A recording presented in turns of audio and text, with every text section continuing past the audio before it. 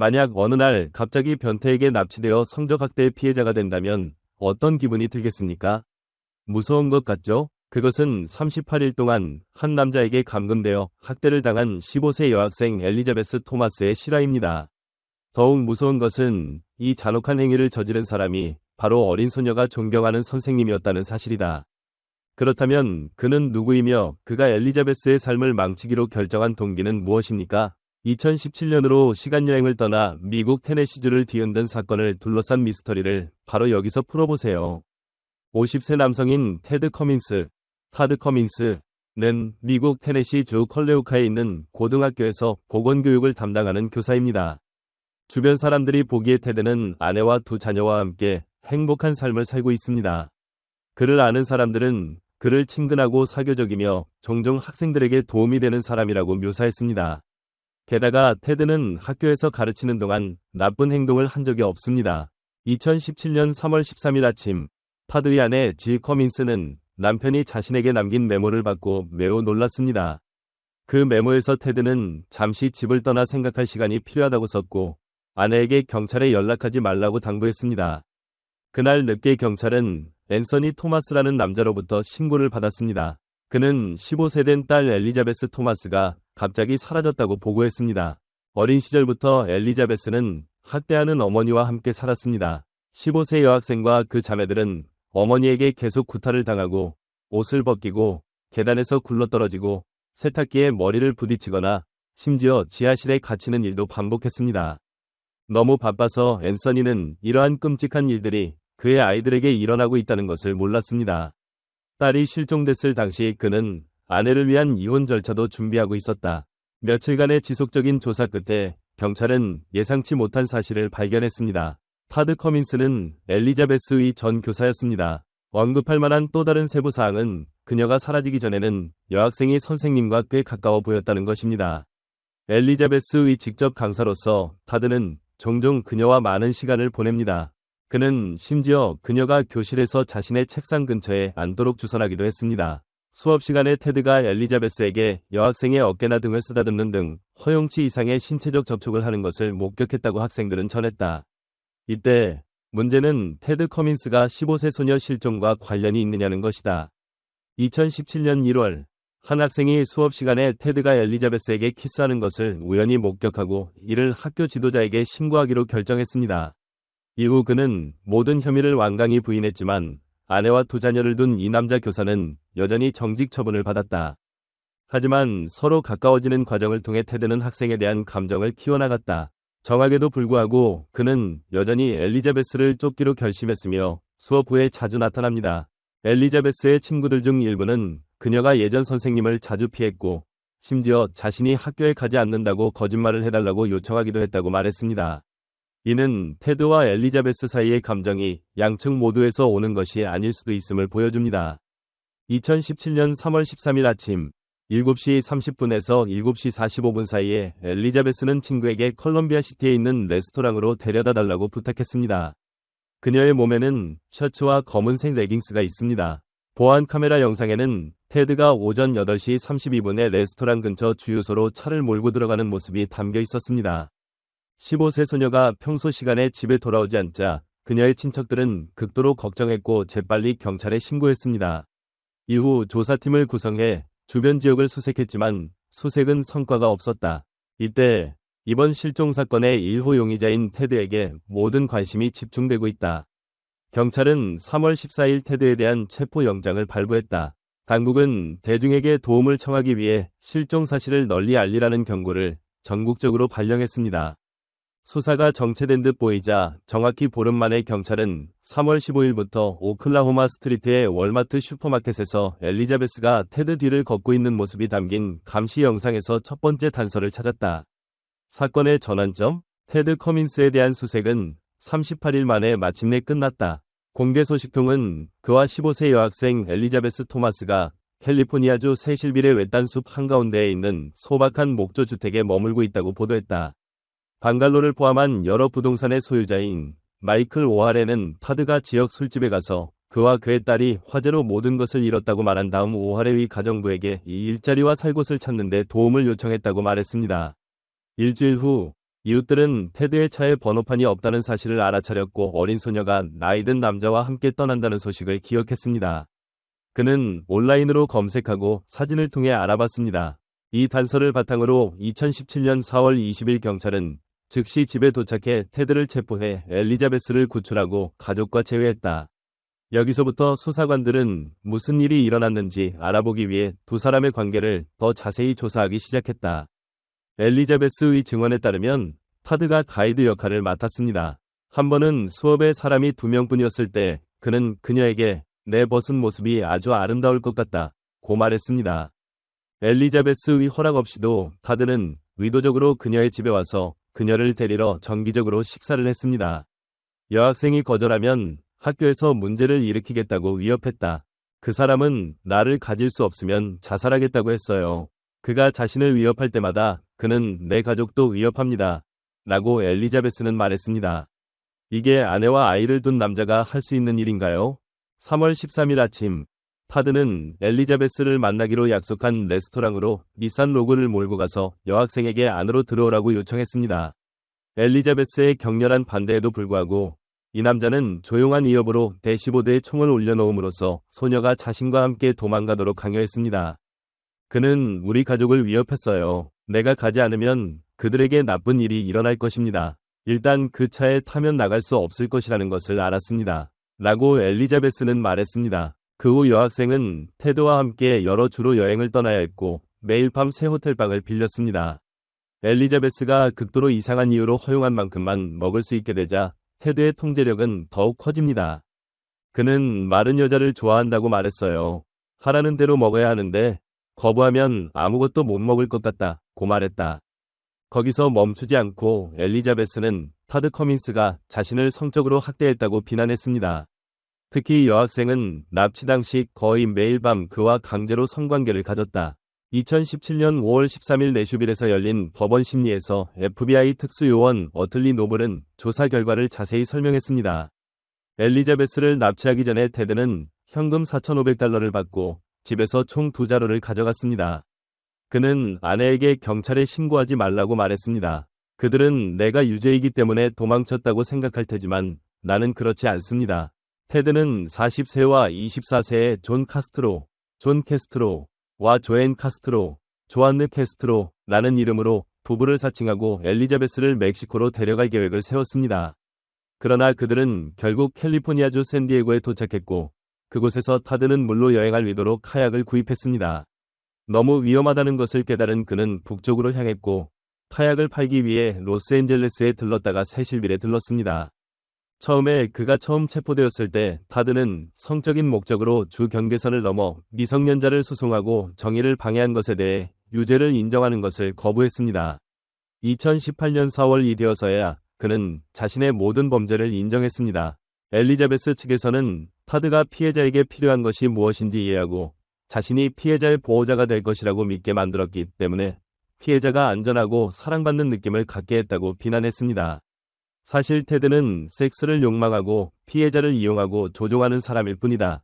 법정에서 타드 커민스는 계속해서 감정적이고 후회하는 모습을 보였습니다. 그는 그 사건이 엘리자베스의 잘못이 아니라는 점을 인정하고 모든 것이 잘못됐음에도 불구하고 단지 그녀를 돕고 싶었을 뿐이라고 말했습니다. 2019년 1월까지 이 환자는 20년 징역형이라는 합당한 법적 선고를 받았습니다.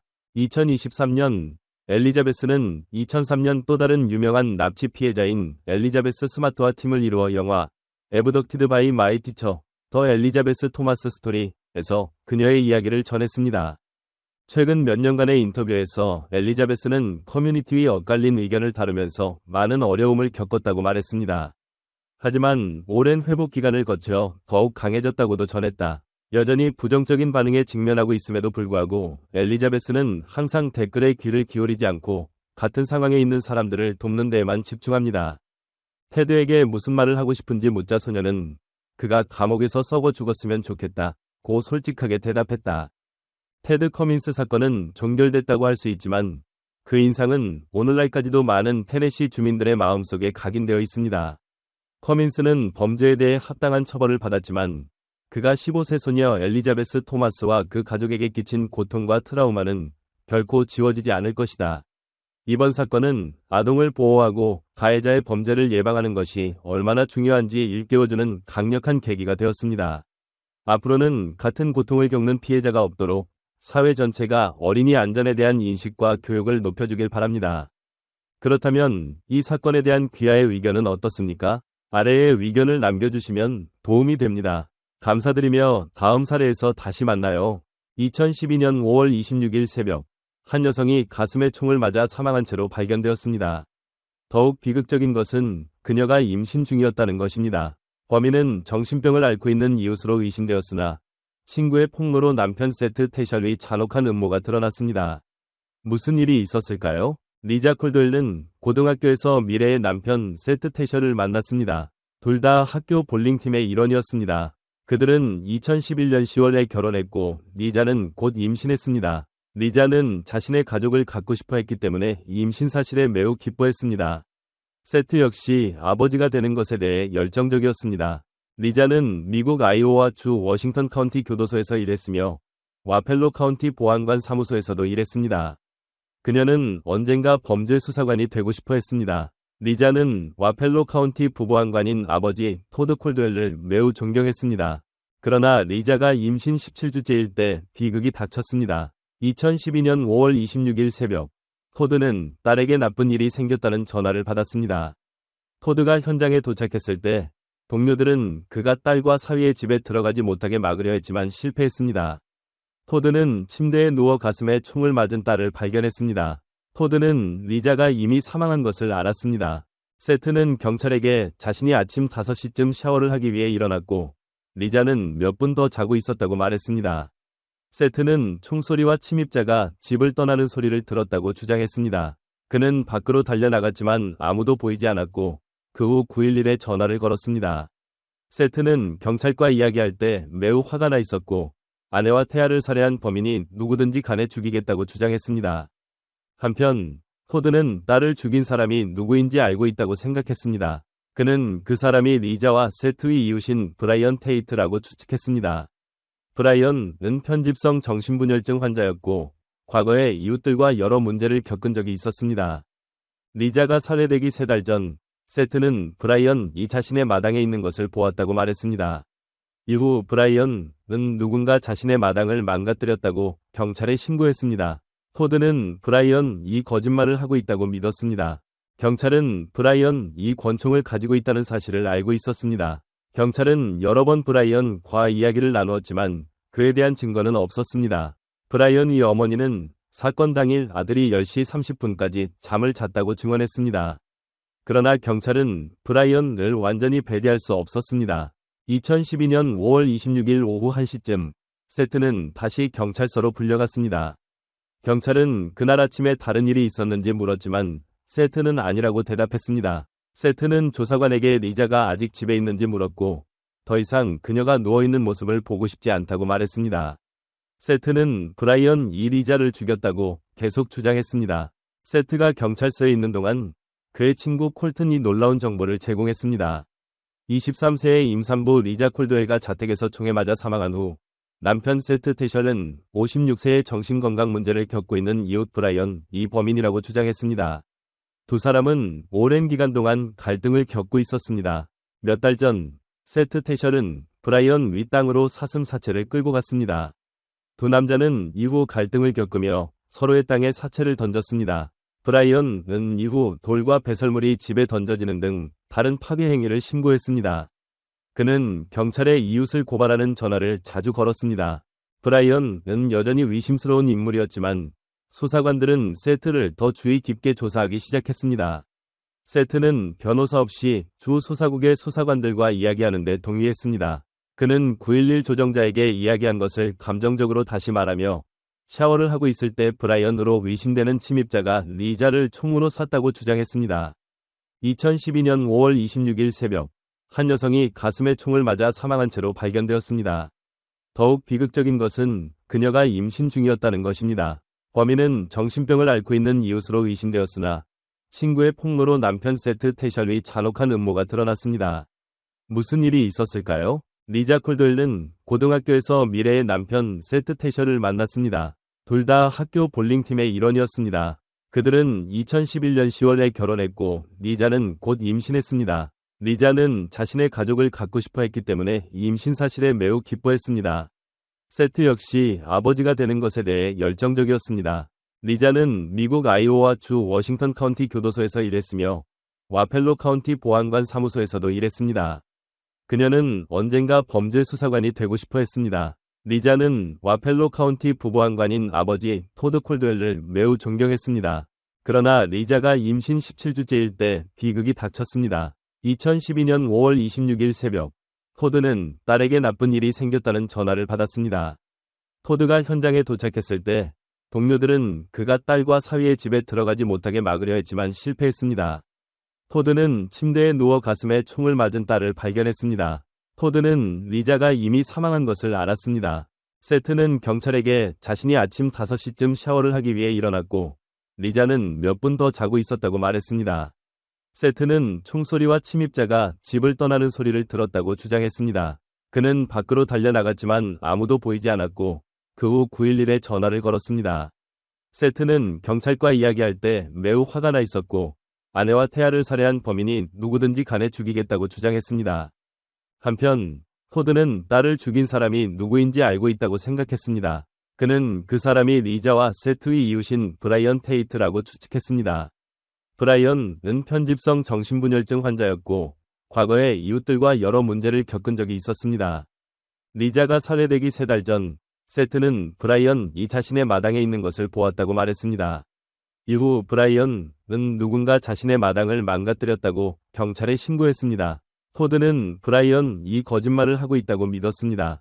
경찰은 브라이언이 권총을 가지고 있다는 사실을 알고 있었습니다. 경찰은 여러 번 브라이언과 이야기를 나누었지만 그에 대한 증거는 없었습니다.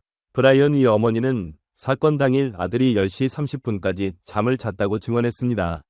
그러나 경찰은 브라이언을 완전히 배제할 수 없었습니다. 2012년 5월 26일 오후 1시쯤 세트는 다시 경찰서로 불려갔습니다. 경찰은 그날 아침에 다른 일이 있었는지 물었지만 세트는 아니라고 대답했습니다. 세트는 조사관에게 리자가 아직 집에 있는지 물었고 더 이상 그녀가 누워있는 모습을 보고 싶지 않다고 말했습니다. 세트는 브라이언이 리자를 죽였다고 계속 주장했습니다. 그러나 수사관들은 불안한 비밀을 발견했습니다. 세트가 경찰서에 있는 동안 그의 친구이자 동료인 콜튼이 경찰에 나타났습니다. 콜튼은 경찰에게 세트가 비밀 전화기로 직장에서 레이첼 MC 팔란드라는 여성과 자주 문자를 주고받았다고 말했습니다. 콜튼은 세트의 전화에서 레이첼의 사진을 보았다고도 말했습니다. 수사관들은 즉시 세트에게 외도를 하거나 다른 사람과 사진을 주고받은 적이 있는지 물었습니다. 세트는 부인하며 직장에서 레이첼이라는 친구가 있다고만 했습니다. 세트는 리자가 자신이 레이첼에게 문자를 보내는 것을 발견하고 멈추라고 했으며 자신은 이를 따랐고 잊어버렸다고 주장했습니다. 경찰은 세트가 리자를 살해했다는 증거는 없었지만 그를 완전히 배제할 수 없었습니다. 경찰은 세트와 리자의 또 다른 친구와 이야기를 나누었습니다. 그 친구는 사건 발생 10일 전까지 그들과 함께 살았으며 리자와 세트가 아이를 맞이하기 위해 방을 정리하고 있었고 자신의 어깨 수술로 인해 떠났다고 말했습니다. 그 친구는 자신이 권총을 가지고 있었으나 세트와 리자 집에 두고 왔다고 인정했습니다. 세트는 자신의 총기 목록을 작성하도록 요청받았지만 그 친구의 권총은 언급하지 않았습니다. 2012년 5월 27일 세트는 집으로 돌아가는 것이 허락되었습니다. 경찰관들은 그가 총이 발견된 잔디밭에서 무언가를 찾는 것을 보았습니다. 그는 총이 여전히 있는지 확인하려는 것 같았습니다. 2012년 5월 28일 경찰은 다시 세트의 집을 방문했습니다. 그의 트럭 안에서 경찰은 세트가 레이첼과 이야기하는 데 사용한 전화를 발견했습니다. 두 사람은 수천 개의 문자와 사진을 주고받았고 서로 사랑한다고 말하며 함께 있고 싶어 했습니다. 2012년 5월 29일 경찰은 레이첼과 이야기를 나누었습니다. 레이첼은 두 사람이 만났지만 키스 이상은 하지 않았다고 인정했습니다. 그러나 경찰은 그녀가 진실을 말하지 않는다고 믿었습니다. 레이첼은 세트가 아내를 떠나지 않을 것이라고 믿고 관계를 끝내기로 결정했다고 말했습니다. 사건 발생 2주 전 그녀는 세트에게 결혼 생활을 끝내거나 자신을 잃을 것이라는 최후 통첩을 했다고 말했습니다. 세트는 그녀에게 2주를 달라고 했습니다. 수사관들은 브라이언과 다시 이야기한 후 그를 용의자에서 제외하고 세트에게만 집중했습니다. 살인 무기가 세트의 집에서 발견되고 세트와 레이첼의 관계에 대한 상세한 정보가 밝혀지자 경찰은 2012년 5월 30일 세트 태션을 체포했습니다. 그는 리자의 수갑으로 체포되었습니다. 세트는 1급 살인과 임신 종결 혐의로 기소되었습니다. 세트의 첫 두 재판은 배심원단이 만장일치로 결론을 내리지 못해 종료되었습니다. 두 번의 재판에서 변호인단은 브라이언이 더 유력한 살인범이라고 주장하며 세트에 대한 주의를 다른 곳으로 돌리려 했습니다. 세 번째 재판은 2014년 7월에 시작되었습니다. 이번에는 세트가 새로운 변호인단을 고용했고 새로운 전략을 사용했습니다. 브라이언에게 초점을 맞추기보다는 사건이 부실하게 조사되었고 충분히 검토되지 않았다고 주장하며 중요한 증거가 충분히 조사되지 않았다고 강조했습니다. 또한 다른 용의자들에게 책임을 돌렸습니다. 한편 검찰 측은 세트가 애인과 함께 있기 위해 아내를 살해했으며 자녀 양육비를 지불하지 않기 위해 그랬다고 주장했습니다. 한 메시지에 따르면 세트는 동료에게 5월 25일에 아내와의 모든 일을 끝냈다고 말했고 이는 리자를 매우 슬프고 화나게 했습니다. 다음 날 세트는 리자를 총으로 쐈습니다. 그는 총을 숨기고 깨끗하게 샤워한 후 911에 전화를 걸었습니다. 2014년 9월 배심원단은 마침내 세트가 1급 살인 및 임신 종결 혐의로 유죄임을 결론지었습니다. 세트는 리자뿐만 아니라 태어나지 않은 자녀도 살해했습니다. 사람들은 세트가 브라이언 위 마당을 망가뜨린 사람이라고 믿었습니다. 브라이언은 세트를 잘 알지 못했지만 정신병 때문에 의심을 받았습니다. 세트는 가석방 없는 종신형과 추가로 25년형을 선고받았습니다. 그는 항소했지만 기각되었습니다. 이 사건에 대해 어떻게 생각하시나요? 댓글에 의견을 남겨주시고 좋아요와 구독도 잊지 마세요. 다음 영상에서 뵙겠습니다.